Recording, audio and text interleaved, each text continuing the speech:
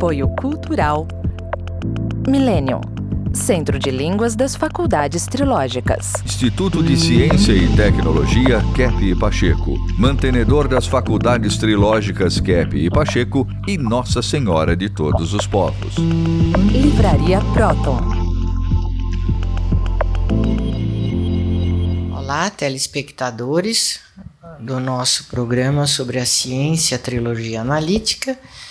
Estamos hoje com o Dr. Kepp, mais uma vez, formador da sociedade, desenvolvedor da ciência, dessa escola de pensamento que unifica os campos da teologia, da filosofia e da ciência. Então hoje vamos ver um pouco sobre o problema dos relacionamentos. Quais são as principais causas das dificuldades dos relacionamentos e cada vez mais presentes? Dr. Kepp. Então, veja no quadro, que eu vou colocar aí, em primeiro lugar, o que acontece. O doente coloca no outro seu desejo de destruir o relacionamento.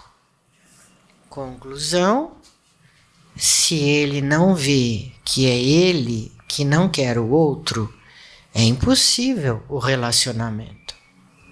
Então, veja essa questão até do casamento, Parece que 50% das pessoas que se casam atualmente, 50% divorciam em pouco tempo. Então, o que acontece é que o marido coloca na mulher o problema dele. Então, acha que ela é que tem aquele problema, seja ele qual for, Ou gastar muito dinheiro, ele não pode sustentar, qualquer questão que há. E a mulher coloca no marido o problema que está dentro dela. Vocês que cuidam, de pessoas assim que tratam, da patologia, vocês podem dar exemplo porque o Freud, ele não chegou a fazer o processo de identificação projetiva invertida, Esse processo qual é, É o indivíduo ver no próximo o que está dentro dele. E ele não percebe que não é o próximo que tem aquele problema, que ele projeta no próximo, o problema que tem. Então, isso no casamento é muito comum, que leva esse número de divórcio assim ao infinito quase. Vocês têm algum exemplo ou querem falar alguma coisa? Então, eu lembro, de muitas clientes que eu atendi e atendo, que elas sempre falam que o marido está querendo procurar outro relacionamento. E depois, com o tempo, durante a terapia, elas percebem que, na verdade, elas próprias têm esse desejo muito escondido. Então, elas fazem assim, ataques aos maridos, mesmo sem perceber, e vão criando um ambiente infernal na casa. E muitas vezes o relacionamento acaba por essa questão inconscientizada que elas têm de acabar e de atacar o marido que, inicialmente, elas gostaram tanto. O Freud, que criou a psicanálise, ele não tinha ideia, da identificação projetiva. Então, ele não trouxe esse assunto. Então, os psicanalistas, em geral, freudianos, não percebem, que essa questão é a causa fundamental de toda a neurose e psicose. Porque, no caso do psicótico, ele cria um tal problema assim, no relacionamento, seja homem, seja mulher, seja no próprio trabalho, ou seja, no estudo, que ele não vê não tem quase ideia nenhuma de que aquilo que ele fala que está no outro está nele. Então, o Freud achava que a patologia era mais assim na criança, que teria um problema grave com o adulto de qualquer tipo, e esse problema com o adulto ele carregaria para o resto da vida sem ter assim solução, né? Tem muito essa questão, né, Cláudia? Como é que chama? É a questão atualmente do assédio, e que não se restringe somente a uma área de assédio sexual propriamente dito, mas as mulheres se sentem assediadas moralmente, como que fossem humilhadas, usadas pelos homens, e movem muitos processos, né, para ganhar dinheiro dentro do ambiente de trabalho e todas as oportunidades que elas têm. Então, isso se tornou uma espécie de uma indústria dentro, mais uma indústria, né, dentro das leis no Brasil e no mundo, porque isso é uma coisa que a gente vê no mundo todo. De acordo com as leis do Brasil, o doutor Rodrigo, o senhor que estuda a questão, né, da patologia do direito, parece que aí tem uma inversão muito séria, né? Existe uma inversão enorme, porque as leis elas têm que ter a base na realidade.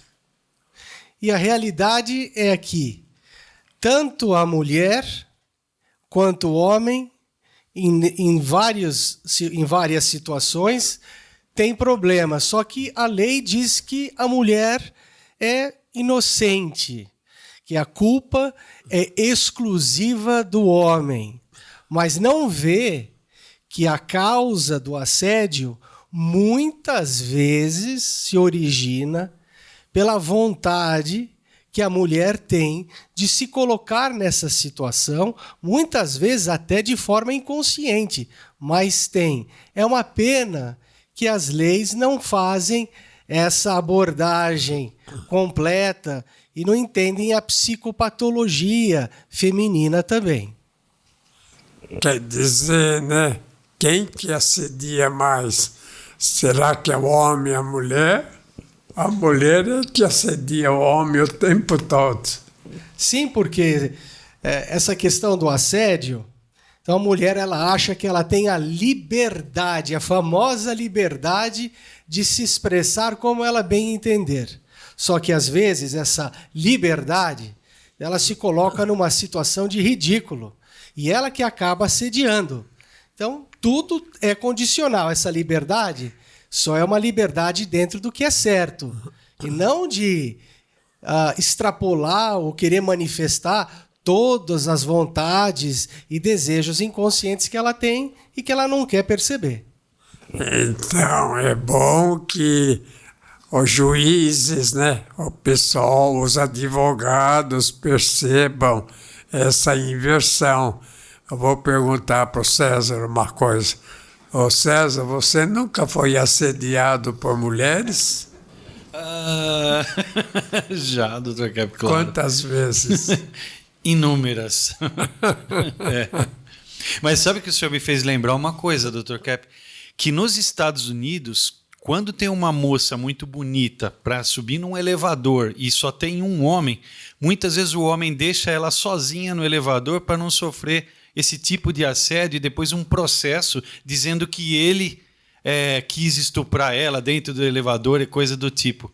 Tamanha é a canalice que está envolvendo essa questão do assédio feminino com os homens, né? E tem vários artistas de cinema que estão sofrendo processos injustos, como é o caso daquele último, qual é o Johnny Depp, né? Que por sorte conseguiu ser esclarecido o caso dele, mas senão a mulher ia roubar quase toda a fortuna dele por questão de assédio. E essa questão, né, de darem razão à mulher, que ela é que é assediada. Não acha que precisa haver, assim, uma revisão, né, nesse tipo de lei? Ah, sem dúvida, doutor, que é porque a mulher ela tem sido vista como assim o ser frágil da história. Esquece-se que ela também é um ser humano como qualquer outro e também tem más intenções. E por causa dessa aparente fragilidade, ela pode usar essa má intenção para causar muito estrago. Mas, fazendo um processo contra o homem nesse sentido, a mulher é frágil? De jeito nenhum, Dr. Kepp. De jeito nenhum. Então, vamos ver em segundo lugar qual o problema que leva à patologia, né?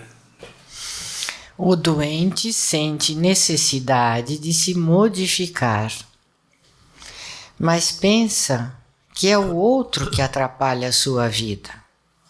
Conclusão: o companheiro não pode fazer nada se ele não muda. Então, quando faz, por exemplo, a análise, né?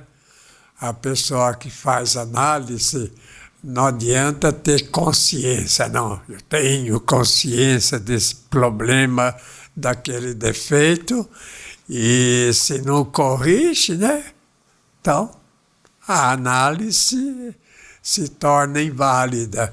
Então, não é a questão de consciência só, que a pessoa precisa saber que tem aquele problema, aquela dificuldade, que a patologia, que o Freud colocava mais na infância, né?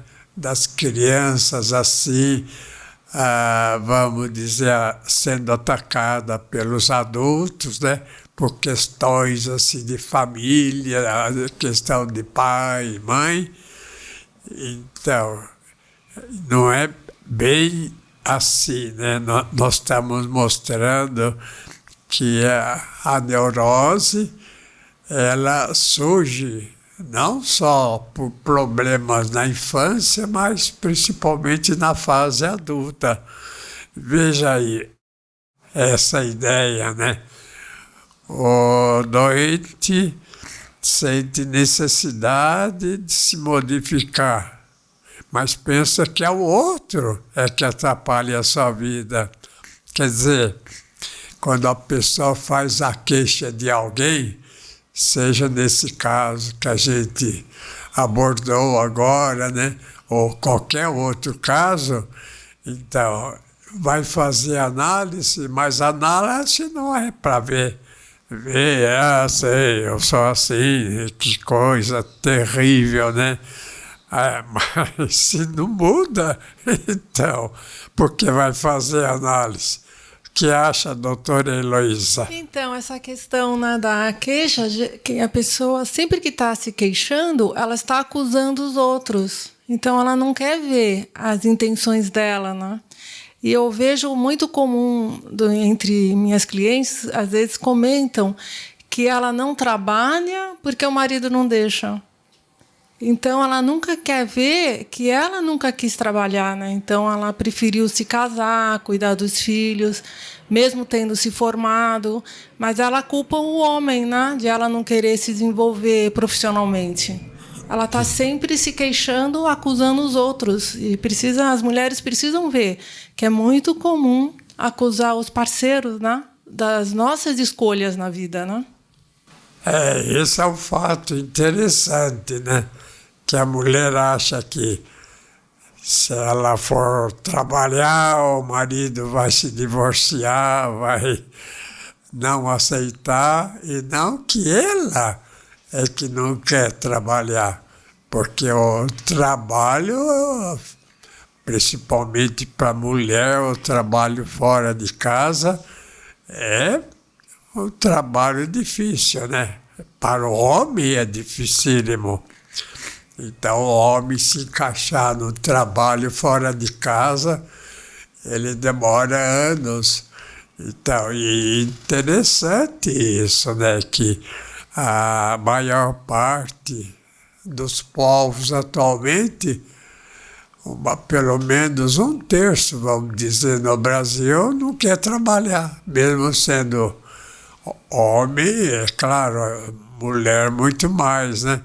Então, que a questão do trabalho é uma questão que causa, assim, horror, né? Que a pessoa acha que o trabalho é que perturba a vida, que se vai trabalhar vai ter que enfrentar tantos problemas que não compensa. Então, o que acontece é o seguinte, o que leva a pessoa a ficar doente é quando a pessoa rejeita o trabalho, porque a questão de ação é saúde. A pessoa que não está em ação, é claro, né? Ação correta, ação normal, né? Se a pessoa não está em ação, a pessoa se torna doente. Então, a questão da preguiça, né? Da vadiagem, né? Se o indivíduo não se dedica a um trabalho já na adolescência, às vezes criança até que ajuda lá os pais em qualquer coisa, e que ajuda os pais lá trabalho caseiro, e que se os pais não deixam a criança ajudar, a criança vai ficar doente, vai ficando pouco a pouco doente. Então, de duas uma, ou a pessoa entra em ação, trabalha e tem saúde, ou a pessoa evita ação e não tem saúde. Então, essa questão, por exemplo, doutora Julieta, pressão alta, não é muito comum nas pessoas que não trabalham terem pressão alta? Sim, é muito comum. Essa resistência, né, que a pessoa tem psíquica para o trabalho, ela não quer trabalhar, ela vai se paralisando. E assim o corpo reflete essa questão, né? Os vasos sanguíneos também vão ficando rígidos, paralisados, resistentes. E a pressão arterial aumenta. Então, nós tivemos aqui um caso de um paciente que ele fez esse exame chamado MAPA e ficou mensurando a pressão o dia todo. E ele percebeu que quando ele tinha que ir para trabalhar, a pressão aumentava muito. E que era essa resistência que ele tinha para fazer o que era necessário. É quando a pessoa resiste ao trabalho é que fica doente. Se a pessoa aceita, porque é interessante esse fato, se a pessoa não trabalha, o que faz no mundo? O mundo é o trabalho. Se não aceita, se rejeita, se para, não tem, vamos dizer, necessidade de viver no mundo. Olha aqui, eu escrevi esse livro e grande parte a decadência do povo americano e dos Estados Unidos, porque o povo americano deixou o trabalho, né? Então, o número de doentes lá, a gente atendia lá o povo em terapia, né? Então, o número enorme de doentes lá era porque o povo não queria mais trabalhar, queria viver de rendimentos. Então, se tivesse uma certa quantia no banco e aplicasse assim em algum, vamos dizer, processo de lucro, né? Então, a pessoa poderia viver sem trabalho, porque o dinheiro lá vale muito e, vamos dizer, uma certa quantia dá juros, dá um resultado assim para deixar a pessoa sem trabalhar. E o que a gente nota muito, né, é a questão vamos dizer, das artes. Toda pessoa que não quer trabalhar, em geral, né, assim, a grosso modo, quer ser artista, porque na arte a pessoa então é respeitada pela sociedade, mas vamos dizer que 90% dos artistas, né, das pessoas que estão nas artes, elas são doentes, porque não é que elas trabalham nas artes. Por exemplo, Beethoven, né? Beethoven, Brahms, Bach, Mozart, qualquer Carlos Gomes, qualquer artista, qualquer músico, qualquer pintor, né? Se não está na ação, então não é nem pintor, não é músico, não é nada. Então vamos ver em terceiro lugar o que acontece, né? Que causa problema neurótico. O doente acha que é o outro que perturba o que ele faz. Conclusão, o outro não pode fazer nada. Então esses são os 3 motivos fundamentais das dificuldades nos relacionamentos. Então, veja que a questão da doença não é o trabalho, pelo contrário, a causa da doença é o não trabalho. Todo indivíduo que não trabalha ou que rejeita o trabalho acaba tendo pressão alta, acaba tendo assim problemas até no aparelho digestivo, né? Úlceras, até processo cancerígeno, né? Então, se a pessoa resiste à ação, porque a ação é saúde. Se a pessoa está em ação, tem saúde. Se não está, perde a saúde. Então, vendo, por exemplo, alguns povos que têm mais saúde, próprio chinês, japonês, alemão, são povos que não têm tanta doença, por quê, né?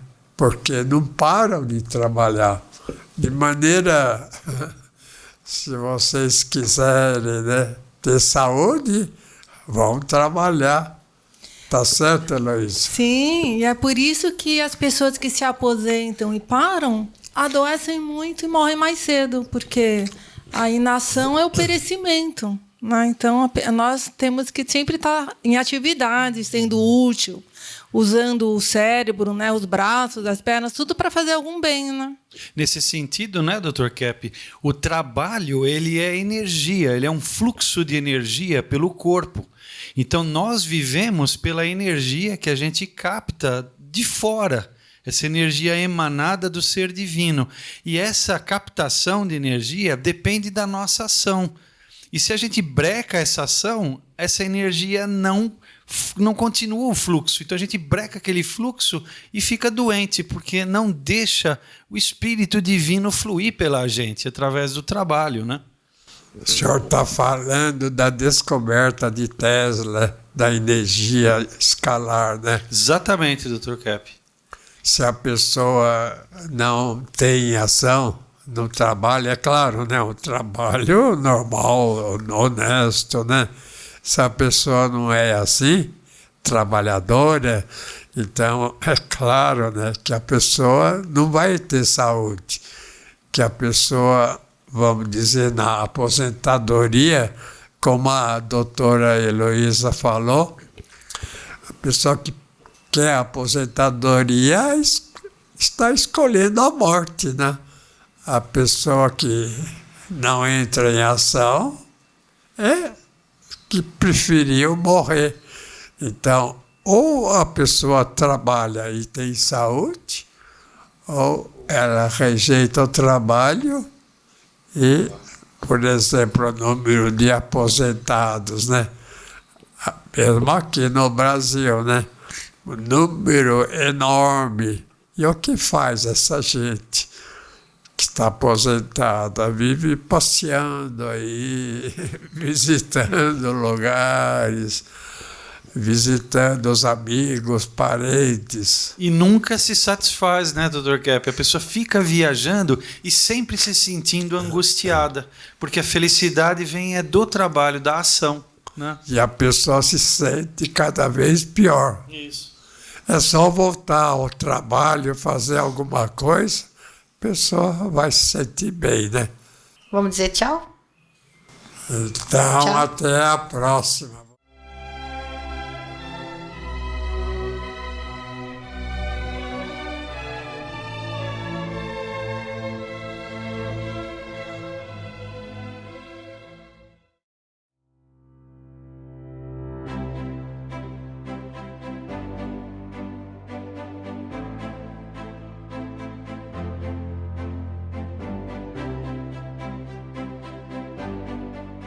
O que há por trás de um ventilador Kep Motor? Tecnologia mundialmente premiada.